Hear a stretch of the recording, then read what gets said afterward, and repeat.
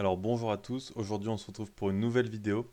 Alors cette vidéo portera sur les analyses du résultat du troisième trimestre 2025-2026 pour l'entreprise Pernod Ricard. Alors Pernod Ricard a en effet une année fiscale décalée et donc sa clôture des comptes est en fin juin et non pas en fin décembre, c'est pour ça qu'on est au troisième trimestre. Voilà, donc on va analyser le troisième trimestre et voir si ce sont des bons résultats et voir finalement les perspectives de Pernod Ricard et une valorisation rapide de l'entreprise. Alors pour ceux qui ne me connaissent pas, j'ai fait une vidéo portefeuille boursier notamment sur le mois de mars. N'hésitez pas à aller la voir pour voir mes positions, ma stratégie et mes plus ou moins values sur les différents comptes boursiers. Et j'ai également fait récemment une vidéo analyse de Virbac aussi sur son premier trimestre, que c'est aussi une action que j'ai en portefeuille. Donc je pense faire une revue, une petite analyse des trimestres, vu que la saison arrive, sur chacune de mes entreprises que j'ai en portefeuille, sur mon PEA et sur mon compte titre. Voilà. Euh, donc n'hésitez pas à aller la voir. Et puis j'ai également fait aussi un petit top 3 PEA sur le mois d'avril. Donc quelques opportunités à saisir potentiellement. Après, ceci ne sont pas des conseils en investissement. Alors ici j'ai noté donc pour Pernod Ricard une dynamique qui s'améliore, soutenue par un chiffre d'affaires stable en organique. C'est ce qu'on va voir. Alors avant toute chose, donc les investissements comportent des risques de perte en capital. Et ici, donc, les informations présentées sont uniquement à but pédagogique et ne constituent pas un conseil financier. Donc, amélioration de la dynamique au T3 2025-2026. Alors, on observe une amélioration séquentielle du chiffre d'affaires en organique par rapport au premier semestre 2025-2026, avec un retour à la croissance des volumes totaux à plus 4%, et une progression de 3% des volumes des marques stratégiques internationales. Donc c'est ce qu'on va voir un peu plus tard. Qu'est-ce que sont les marques stratégiques internationales? Et donc hors les marchés américains et chinois, en contraction respectivement de moins 12% donc pour le marché américain et moins 7% pour le marché chinois sur ce trimestre, le chiffre d'affaires du reste du monde affiche une forte croissance de 5% en organique au T3. Donc on voit ici ce qui pénalise fortement Pernod Ricard. Ce sont donc ces deux plus gros marchés, à savoir le marché américain et chinois. Enfin, donc, le chiffre d'affaires s'améliore sur cette période dans les marchés présents sur l'ensemble des régions, porté par un fort dynamisme dans les marchés émergents et une poursuite de la croissance dans plusieurs marchés matures. Donc pour récapituler, le chiffre d'affaires sur les 9 premiers mois de l'année donc 2025-2026, il est de 7,199 millions. Donc c'est moins 4,4% en organique et moins 14,8% en publié. Donc elle a un effet défavorable de change de moins 515 millions d'euros, notamment à cause du dollar américain. Donc euh, l'appréciation de l'euro par rapport au dollar américain, idem pour la roupie indienne et puis pour la livre turque. Et il y a un effet périmètre de moins 393 millions d'euros avec la cession des vins, session vin et Imperial Blue, donc une cession d'une partie de l'activité vin effervescent, donc qui baisse le périmètre, donc baisse le chiffre d'affaires en effet publié. Donc en publié, c'est une grosse décroissance par rapport à l'année précédente. Et en organique, donc c'est moins 4%, donc ça reste raisonnable, mais même si c'est la deuxième année de baisse pour Pernod Ricard, euh, au global de l'année, ils estiment une décroissance du chiffre d'affaires en organique entre moins 3 et moins 4%. Donc ici, on est à moins 4,4. Donc ils pensent que le quatrième trimestre sera un peu meilleur, ce qui permet de redresser la barre sur le CA 9 mois. Donc particulièrement sur le chiffre d'affaires du troisième trimestre, donc on est à 1,945 milliard en croissance de 0,1% en organique, donc flat en organique, et moins 14,6% en publié, donc pareil que les effets de change et puis l'effet périmètre. Donc voilà. Donc, mais on voit qu'en organique, donc sans prendre en compte les effets de change défavorables et l'effet périmètre, on a une amélioration du chiffre d'affaires du trimestre 3 par rapport au premier semestre. Donc on voit une amélioration par rapport au premier semestre, donc c'est un bon point. Donc ici, Pernod Ricard nous dit qu'ils ont quatre leviers clés pour avoir de la croissance. Et donc tout d'abord, c'est répondre aux enjeux de pouvoir d'achat par nos initiatives de revenue growth management. donc des formats plus petits, ainsi que par notre proposition en standard et en premium. Donc par exemple, là on voit Absolute Cocktail, donc des alcools en canette, donc format plus petit, plus adapté avec des goûts plus innovants. Aussi, donc ils nous disent donc les expériences consommateurs avec des activations lors de festivals de musique, la recherche croissante de praticité, notamment à travers des boissons prêtes à boire, donc ready to drink, et d'activation ciblée en point de vente. Donc ici c'est vraiment là ce que j'ai mis, donc les canettes Absolute Vodka, donc en format cocktail, où ils arrivent à un petit peu mieux marger, et il y a une forte demande sur ce type de boisson et l'extension des moments de consommation avec le lancement de produits sans alcool et à faible degré. Voilà, donc les marchés porteurs sont le ready to drink et puis le sans alcool. Donc maintenant, on va décomposer le chiffre d'affaires donc du T3 slash aussi du CA des 9 premiers mois par région. Donc la région Amérique, donc, qui est le plus gros marché pour Pernod Ricard, donc c'est moins 8% au T3 de l'année, et puis moins 10% sur les 9 premiers mois. Donc on voit qu'au T3, on fait un petit peu mieux que sur le premier semestre. Donc, et aux États-Unis, on fait moins 12%. Et donc sur les 9 premiers mois, moins 14%. Donc là, pareil, on fait un petit peu mieux, même si c'est quand même une bonne baisse en Amérique et surtout aux États-Unis. Donc ce qu'il nous dit, c'est que l'écart en valeur entre nos ventes aux consommateurs sell-out et le marché s'est maintenu à environ 2 points. Donc ici, on distingue deux choses. En fait, le sell-in et le sell-out. Donc en fait, Pernod Ricard va vendre aux grands distributeurs, donc type Carrefour, donc ce qu'on appelle le sell-in. Et après, c'est Carrefour qui va vendre aux clients finaux, donc c'est-à-dire nous, les particuliers. Donc ça, c'est le sell-out. Et donc en fait, il faut que donc quand Pernod Ricard vend, en fait, elle va vendre, donc Carrefour va faire des stocks. Et il faut qu'ensuite Carrefour vende ses stocks, parce que sinon, ils vont pas recommander des alcools de chez Pernod Ricard s'ils en ont encore en stock. Donc en fait, faut bien que le sell-out soit présent, sinon Pernod Ricard peut vendre énormément d'un seul coup aux grands distributeurs. Mais s'il n'y a pas de sell-out durable, et bah finalement, le trimestre prochain, il n'y aura pas de vente en sell-in. Donc il faut que les deux suivent. Et donc ce qu'ils nous disent aussi, donc après une période d'octobre, novembre, décembre mitigée, les performances du marché au T3 s'améliorent à 4%, en légère amélioration depuis le début de l'année avec un circuit on-trade plus performant que le off-trade. Voilà. Et de nombreuses innovations ont permis de recruter de nouveaux consommateurs et d'entretenir la désirabilité de nos marques, avec notamment Jameson Triple Triple, Absolute Tabasco, donc que j'ai mis en bas à droite. Donc c'est une innovation en termes de goût. Et puis Malibu Pink. Au Canada, ils nous disent solide croissance sur 9 mois, croissance à 2 chiffres au T3, donc très bien, avec une forte progression des boissons prêtes à boire, donc ready to drink avec les canettes, du whisky canadien et de Jameson. Et au Brésil, retour à la croissance au T3 avec l'atténuation des effets de la crise du méthanol. Donc voilà, donc en Amérique, donc principalement c'est les États-Unis qui composent le marché américain. Et donc on est quand même sur une forte décroissance, voilà, sur le T3 puis sur les 9 premiers mois. Ensuite, le deuxième grand marché, donc c'est l'Asie, reste du monde. Donc on est à plus 6% au T3, donc très très bien. Et sur les 9 premiers mois, on est à moins 2%, donc là on fait largement mieux qu'au premier semestre, donc ça c'est très bien.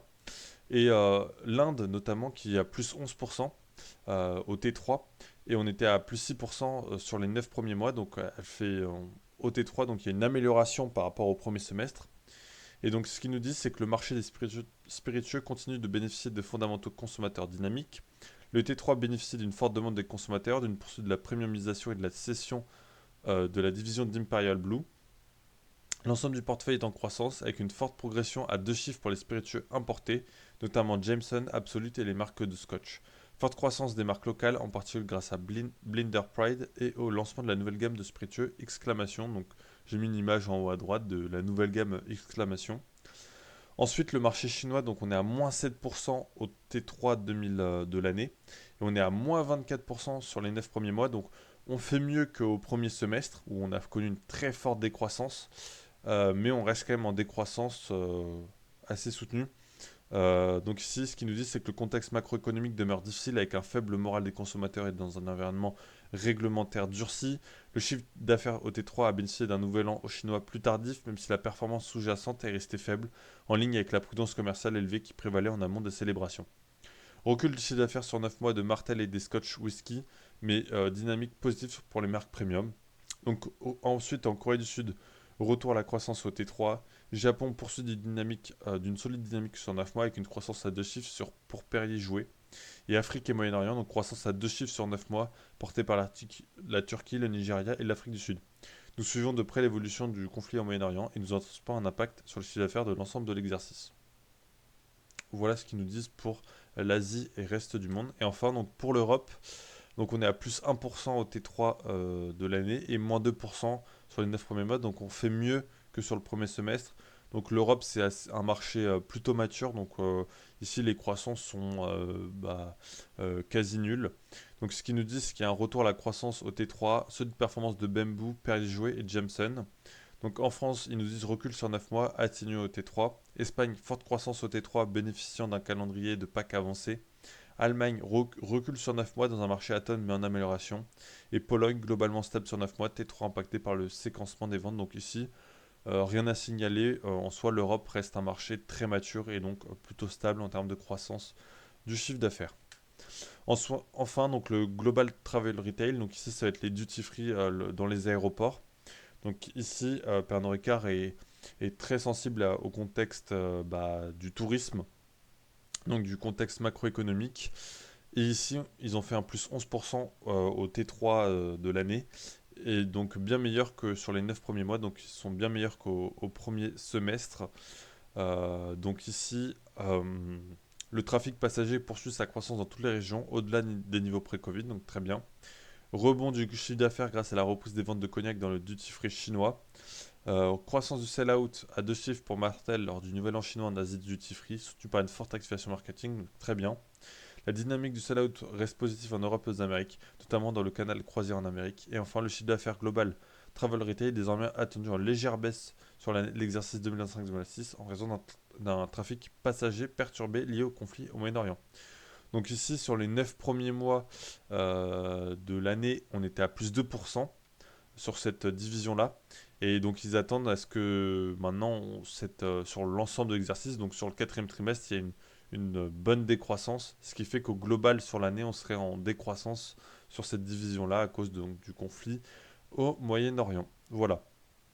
Donc on regarde, si on regarde en fait le troisième trimestre par rapport au premier semestre de l'année, et ben on voit qu'on fait mieux dans chaque division. On fait mieux donc on fait un petit peu mieux en Amérique même si ça reste en décroissance.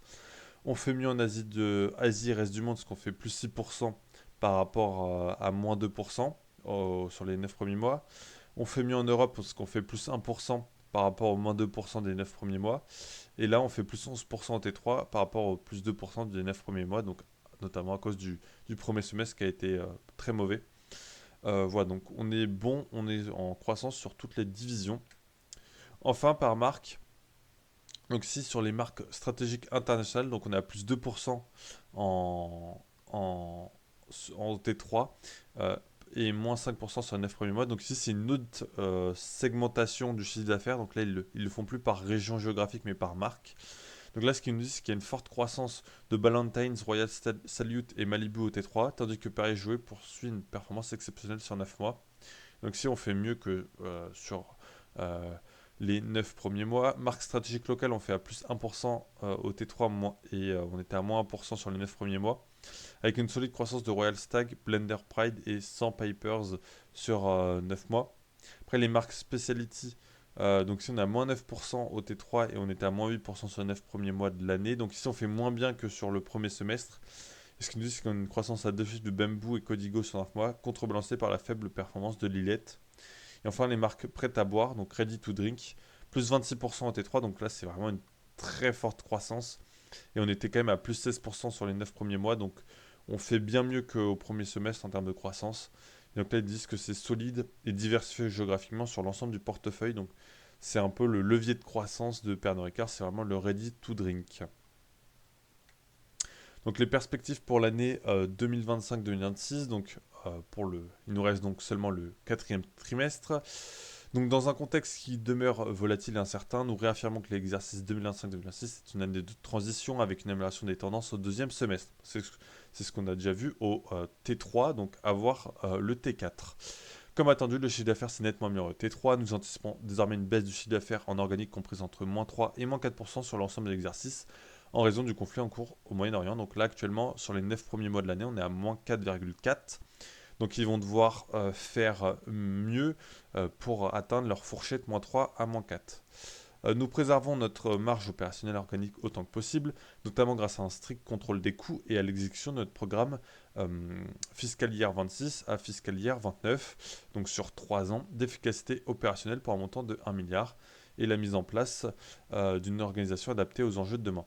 Nous prévoyons de réaliser un tiers de notre programme d'efficacité d'ici la fin de l'exercice 2025-2026.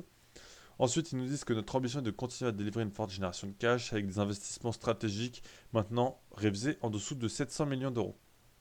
Alors qu'avant, c'était 800 millions. Donc, ils investissent un peu moins et ils cherchent aussi une optimisation du besoin de fonds de roulement. Donc, rien à signaler. Et enfin, ils visent une conversion cash d'environ 80% et plus à partir de l'exercice 2025-2026. Donc, si je fais un petit programme, un petit tableau récapitulatif, donc l'action cible en termes de programme d'efficacité, c'est 1 milliard, donc ils ont un tiers qui vont être réalisés à la fin de l'année. Investissement stratégique, donc là on est passé à 700 millions avec une révision à la baisse. Conversion cash, donc 80% et au-delà, donc là c'est en ligne, c'est ce que nous avait dit auparavant. Et ratio dette net sur EBITDA, donc là je ne l'ai pas mentionné, mais ils visent un ratio de dette net sur EBITDA inférieur à 3 d'ici 2029, donc l'objectif de désendettement est maintenu. Et enfin à moyen terme, donc jusqu'en 2029, donc ce qu'ils nous disent, c'est qu'ils tirent profit de leur position géographique unique, puisqu'ils sont très bien diversifiés, et que ce soit en termes de marque ou de, en termes de marque, de segmentation, en soit premium ou pas, et puis en termes géographiquement parlant. Donc ils attendent une amélioration, donc amélioration attendue de notre croissance organique du chiffre d'affaires dans une fourchette comprise en moyenne entre +3 et +6% par an, ainsi qu'une progression de notre marge opérationnelle organique. Donc là, ce qu'il nous dit, c'est qu'après le point bas de cette année-là, ensuite, il y aura une croissance de +3 à +6% par an. Voilà. Ensuite, hausse de la marge opérationnelle organique soutenue par des mesures d'efficacité de 1 milliard d'euros entre 25 et puis 29. Maintien des investissements conséquents au service de nos marques avec un ratio investissement public promotionnel sur CA d'environ 16%. Donc ils investissent, enfin ils maintiennent leur investissement dans la publicité. Forte génération de cash visant un ratio de conversion d'environ 80% et au-delà pour financer les priorités de notre politique financière. Et aussi donc des investissements stratégiques à hauteur de 800 millions par an. Donc là, sur cette année, ils avaient révisé à la baisse, comme je dis, à 700 millions. Mais ensuite, ils visent un ratio de conversion donc, de 80%. Et enfin, donc, ils souhaitent se désendetter et atteindre un seuil donc en dette nette, pardon, excusez-moi, donc j'ai fait une petite faute, dette nette sur EBITDA inférieure à 3 d'ici 2029. Voilà, donc plusieurs perspectives, donc légère croissance à moyen terme, plan de, des, plan d'efficacité, donc c'est réduction des coûts d'1 milliard sur 3 ans. Ils maintiennent leur investissement dans la publicité. Ils visent un ratio de conversion à 80% et des investissements stratégiques de 800 millions par an. Et enfin, un désendettement. Donc voilà, sur les objectifs à moyen terme. Donc ici, on peut se permettre de faire une petite valorisation de Pernod Ricard. Donc l'entreprise s'échange à 68 euros, donc c'est un PER de 12 versus une moyenne historique sur 10 ans à 33. Donc là, on voit vraiment par rapport au price earning ratio, donc une décote. Euh, donc ici, alors elle est quand même méritée cette décote, puisque donc la croissance des 10 dernières années n'est vraisemblablement pas pareil que la croissance des 10 prochaines années. Euh, alors ici, ce qu'on voit, donc le taux de croissance annuel du chiffre d'affaires sur 10 ans, il est que de 2,5%. Par contre, le BNPA, il est de 7% par an sur les dernières années. Année record donc pour Pernod Ricard, donc c'était un BNA de 8,8, en sachant qu'ici, les analystes tablent sur la fin de cette année 2026 à 5,5 de BNA. Donc j'ai pris cette métrique-là pour faire ma valorisation. Donc si en termes de croissance, j'ai mis 2, 4, 6, donc 2 ça serait en dessous de leur fourchette, 4 ça serait environ le milieu, puis 6 ça serait la fourchette haute, puisqu'ils avaient donné entre 3 et 6%.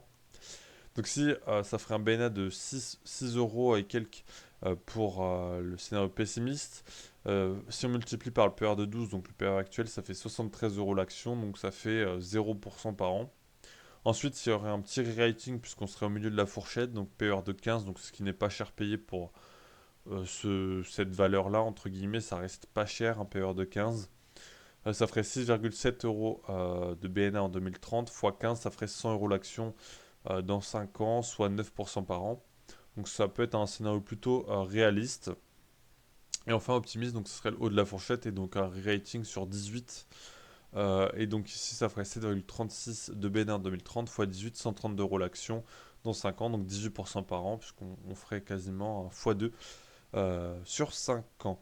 Voilà, donc moi je tape plus sur un scénario neutre qui me semble faisable. Pour l'instant, Pernod Ricard, j'en rachète pas, parce que ça, c'est déjà une bonne position au sein de mon portefeuille PEA. Et, euh, et donc, c'est plutôt une valeur en situation compliquée, en valeur retournement. Donc, c'est du value un petit peu. Euh, ouais, c'est du value. Et donc, ici, ça peut être intéressant d'en acheter pour un aspect dividende et puis retournement de valeur, mais il faut être assez patient sur ce dossier puisque pour l'instant, il y a une amélioration sur le T3 par rapport au premier semestre, mais c'est pas certain que la croissance se maintienne et se retourne. On voit pas vraiment, sensiblement, on voit pas un retournement de marché pour l'instant entre le marché américain et chinois qui est toujours bien pénalisé, qui sont les deux plus gros marchés de Pernod Ricard. Ici, j'ai mis en annexe, donc c'est les effets de devise sur les 9 premiers mois de l'année pour voir en fait finalement quelle devise pénalise le plus Pernod Ricard. Et donc si on voit ce qui est environ un peu plus de 100 millions, on voit le dollar américain, puisque sur le taux de change moyen, il était de 1,07 sur les 9 premiers mois de l'année, donc de 24-25, et là il est à 1,17. Ensuite, la roupie indienne aussi. Et puis, il y a aussi la livre turque et dans une moindre mesure, il y a le yuan chinois et le peso argentin. On voit là moins 50% en évolution défavorable. La livre turque, on est à moins 30%. L'yen japonais, on est à moins 10%. Roupie indienne, moins 14%. Donc, elle se fait un peu elle se fait avoir sur les taux de change. Et donc la somme au global, on retrouve bien moins 515 millions qui était mentionné au début. Et ce qu'ils nous disent aussi, c'est la sensibilité du résultat à la parité euro-USD. Et ce qu'ils nous disent, c'est qu'un impact sur le résultat opérationnel courant de l'exercice d'une appréciation de 1% par rapport à l'euro, en millions d'euros. Si le dollar américain augmente de 1% par rapport à l'euro, et ben, il gagne 12 millions d'euros et pas de chiffre d'affaires, de résultats opérationnels courants. Donc c'est vraiment impressionnant. Donc pour l'yuan chinois, c'est plus 4 millions, roupies indiennes plus 4 et plus 3 pour le livre turc, que le dollar américain, ça reste leur plus gros marché. Donc on voit que si on revient euh, à des niveaux plus de 2024, et ben, ils pourront gagner pas mal au niveau du taux de change. Donc voilà. Donc je l'ai voulu le mettre en annexe. C'est une information plutôt intéressante, puisqu'on voit du coup que Pernod Ricard est vraiment sensible au taux de change. Donc conclusion. Dynamique opérationnelle positive, donc l'amélioration séquentielle se confirme avec un retour à la croissance des volumes plus 4% au T3, porté par le dynamisme de l'Inde et la résilience de l'Europe. Agilité en milieu volatile, donc une gestion rigoureuse des coûts et l'exécution du programme d'efficacité, donc 1 milliard d'euros, permettent de protéger la marge malgré un contexte macroéconomique incertain. Donc ils nous disent qu'ils vont faire un tiers à la fin de l'année. Nouveau relais de croissance, donc l'accélération sur le segment Ready to Drink et les innovations premium renforcent la pertinence du portefeuille face aux nouvelles tendances. Et ambition moyen terme confirmée, donc le groupe réaffirme ses objectifs 2026-2029 avec une croissance visée de plus 3 à plus 6% et une génération de cash robuste pour soutenir le rendement actionnarial. Voilà, donc pour résumer, je trouve que les résultats Pernod Ricard sur le T3 sont meilleurs au premier semestre, mais ne sont pas non plus incroyables, mais ça reste une amélioration. Et aussi, nous avons eu aussi des news récemment. Pernod Ricard envisage de faire une fusion, ou en tout cas un partenariat avec Brown-Forman. Euh, donc Brown-Forman qui détient Jack Daniels. Donc c'est un acteur qui est vraiment concentré aux États-Unis, alors que Pernod Ricard est vraiment diversifié. C'est le numéro 2 mondial et il est vraiment sur tous les marchés. Et donc il y aura potentiellement une fusion entre les deux. Donc à voir si c'est créateur de valeur. Et donc ça va être aussi à regarder de près sur Pernod Ricard, voir comment ça se fait. Et en tout cas si ça se fait déjà. Pour l'instant c'est que des discussions. Voilà, donc je voulais aussi vous parler de ça. Et puis donc Pernod Ricard, moi je conserve. J'ai 16 actions avec un PRU de 100 euros environ. Donc je conserve, je ne renforce pas et je ne vends pas. Et donc je vois la suite, notamment avec cette news-là de fusion potentielle entre les deux grands acteurs des spiritueux. En tout cas, voilà, je vous remercie d'être resté jusque-là. Si vous avez bien aimé la vidéo, n'hésitez pas à mettre un pouce en l'air et à vous abonner pour voir la suite. En tout cas, je vous remercie et je vous dis à la prochaine.